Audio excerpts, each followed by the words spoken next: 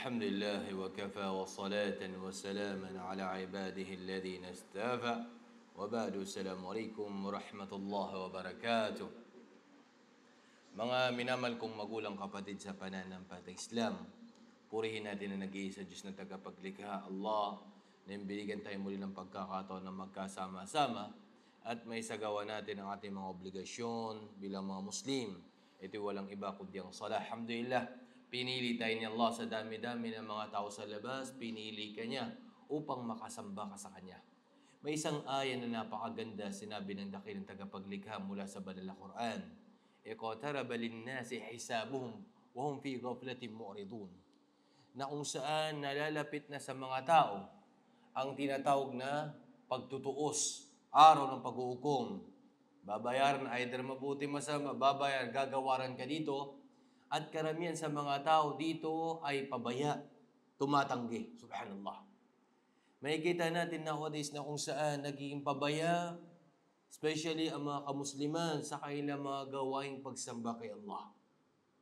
Nakakalimutan nila, isa ito sa magbibigay sa atin itong aral na ito na kung saan ito yung tinatawag na pagsusuri sa ating mga sarili. Mga kapatid, mga magulang sa pananampalatayang Islam, suriin ng bawat isa sa atin ang ating mga sarili. Ano na ba ang ating mga nagawa? Ano na ba ang ating mga gawain, nagawa na kung saan para sa ikalulugod ni Allah? Tanungin natin ang ating mga sarili. Nagagampanan ko ba ang pagdarasal 5 beses sa isang araw? Nagagampanan ko ba ang pagiging mabuti ko sa aking mga magulang, sa mga tao sa aking paligid? O kasama ako sa naging pabaya sa kanilang mga gawaing pagsamba, sa aking salah? Kaya itong aya na ito na kung saan pinapalalahanan tayo ng dakilang tagapaglikha. Nalalapit na sa mga tao ang araw ng paghukom, araw ng pagtutuos, ngunit pabaya sila. Subhanallah. Nagiging pabaya sila. Subhanallah. Kaya sa isang hadith binanggit pa ng mahal na propeta Muhammad sallallahu alaihi wasallam, Al-kayyisu man dana nafsahu wa amila lima ba'da al-maut. Al-kayyis, ang taong matalino, ay sinusuri na niya ang kanyang sarili. Chine-check na niya ang kanyang sarili. Tinitimbang na niya ang kanyang sarili. At gumagawa na siya ng mga gawaing pagsamba, bago pa man siya datnan ng kamatayan. Allah.